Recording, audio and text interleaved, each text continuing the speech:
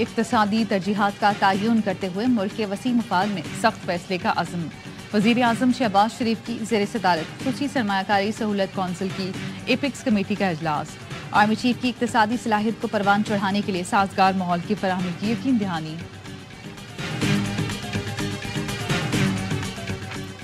وفاق اور صوبوں میں وسائل کی تقسیم میں توازن ضروری ہے، این ایف سی فارمولے کو بیلنس آؤٹ کرنا ہوگا۔ وزیر خزانہ محمد اورنگزیب کی پروگرام خبر میں گفتگو، کہا پی آئی اے کی نجکاری بر وقت نہیں کی گئی تو مسلسل نقصانات ہوتے رہیں گے۔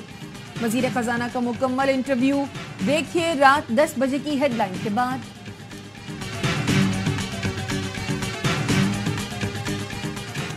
اور پاک ایران گیس پائپ لائن کا فیصلہ حکومت پاکستان کا اپنا فیصلہ ہوگا۔ ترجمان دفتر خارجہ ممتاز زہرا بلوچ کہتی ہیں کانگریس کمیٹی کی سماعت امریکہ کا اندرونی معاملہ ہے۔ اس اجلاس میں پاکستانی انتخابی قوانین کی متعدد غلط فہمیاں دکھائی گئی۔ ڈونلڈ لو نے جو کہا وہ جھوٹ ہے، ہم سائفر کی دوبارہ تحقیقات کا مطالبہ کرتے ہیں۔ بیرسٹر گوہر کا کہنا ہے ڈونلڈ لو کے بیان پر اسد مجید کو اپنا موقف دینا چاہیے۔ رؤوف حسن کہتے ہیں گزشتہ روز سائفر کی حقیقت کو تسلیم کیا گیا۔ پی ڈی ایم 1 حکومت نے پہلے کہا سائفر کی کوئی حقیقت نہیں، اب پتہ چلا ہوگا کہ بانی پی ٹی آئی نے کبھی سائفر سے متعلق جھوٹ نہیں بولا۔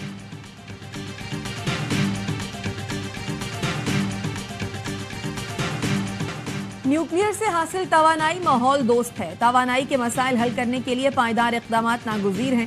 وزیر خارجہ اسحاق ڈار کا برسلز میں جوہری توانائی سربراہی اجلاس سے خطاب، کہا دنیا کو صاف اور سستی توانائی کی ضرورت ہے، نیوکلیئر انرجی کو مزید محفوظ بنانے کے لیے توجہ دینا ہوگی۔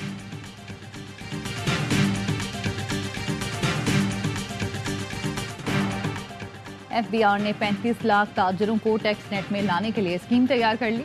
تاجروں سے ٹیکس بجلی کے بل کے ساتھ وصول کرنے کی تجویز۔ ٹیکس وصولی اصل دکان مالک کے بجائے دکان پر کاروبار کرنے والے سے ہوگی۔ تاجروں کی سالانہ آمدنی کو 12 حصوں میں تقسیم کیا جائے گا۔ مجوزہ اسکیم نئے بجٹ سے پہلے لائی جا سکتی ہے۔ عمل کے لیے حکومت کے گرین سگنل کا انتظار، آئی ایم ایف کو مجوزہ اسکیم سے پہلے ہی آگاہ کر دیا گیا۔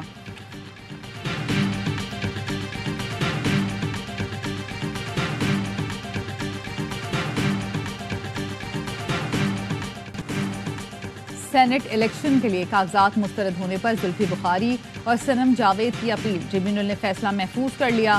جسٹس شاہد بلال حسن نے کہا ایک بچی کے ساتھ ایسا کیوں کیا جا رہا ہے؟ مجھے لگتا ہے جیل میں ہونے کے باعث صنم جاوید تمام تقاضے پورے نہ کر سکیں، ہو سکتا ہے میں درخواست منظور کر لوں۔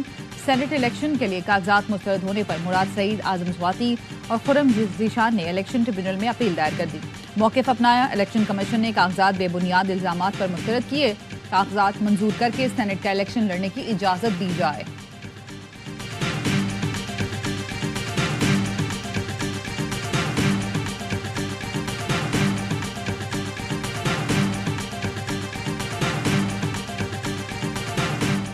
جیل کے واش روم میں گر کر پرویز الہی کی پسلی فریکچر ہوئی، ماتھے، سر، بازو اور گھٹنے پر بھی چوٹیں آئیں۔ سپرنٹینڈنٹ اڈیالہ جیل نے میڈیکل رپورٹ انسداد دہشت گردی عدالت میں جمع کرا دی۔ ڈاکٹرز نے پرویز الہی کو 2 ہفتے آرام کا مشورہ دیا ہے۔ گوادر پورٹ اتھارٹی کالونی میں شہید ہونے والے جوانوں کی نماز جنازہ ادا کر دی گئی۔ سپاہی بہار خان اور سپاہی عمران علی نے دہشت گرد حملہ ناکام بناتے ہوئے جام شہادت نوش کیا تھا۔ فائرنگ کے تبادلے میں 8 دہشت گرد ہلاک ہوئے تھے۔ سیکیورٹی فورسز کا پنجپور میں انٹیلیجنس بیسڈ آپریشن، مطلوب دہشت گرد چاکر لیاقت مارا گیا۔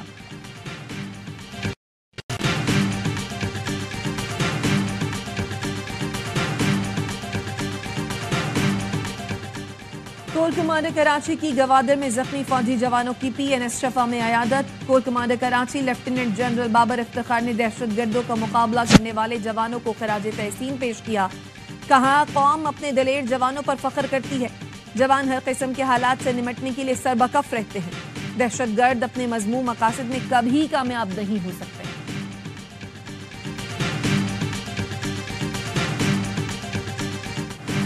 لاپتہ افراد کے نام پر ملک کو بدنام کرنے کی ایک اور سازش بے نقاب۔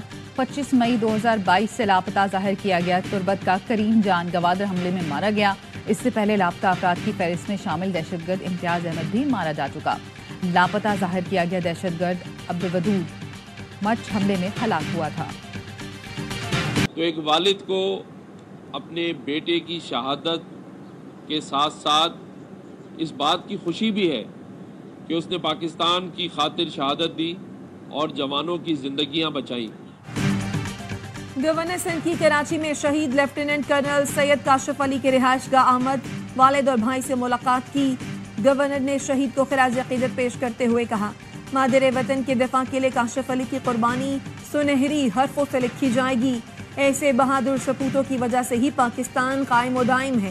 سیکیورٹی فورسز کا ہر شہید قوم کے ماتھے کا جھومر ہے۔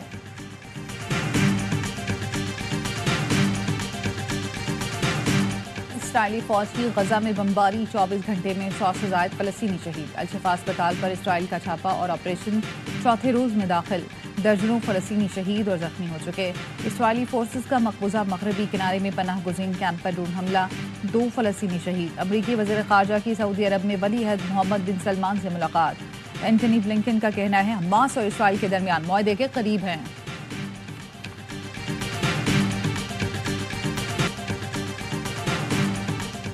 غزہ میں غذائی بحران شدت اختیار کر گیا۔ فلسطینی سماجی کارکن نے کئی ماہ سے خوراک سے محروم غزہ والوں میں روٹیاں تقسیم کی تو کوئی رو پڑا، کوئی خوشی سے نہال۔ سماجی کارکن نے کہا، دنیا کہاں ہے؟ یہاں لوگوں کو 2 مہینے سے روٹی نہیں ملی۔ ایسا چلتا رہا تو ہم سب مر جائیں گے۔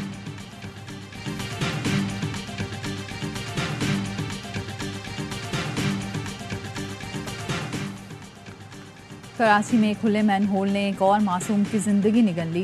شاہ لطیف ٹاؤن میں 4 سال کا محسن گلی میں کھیلتے ہوئے گٹر میں جا گرا۔ علاقہ مکینوں نے بچے کی لاش گٹر سے نکالی۔ کہتے ہیں انتظامیہ کو بار بار کہنے کے باوجود گٹر کے ڈھکن نہیں لگائے گئے۔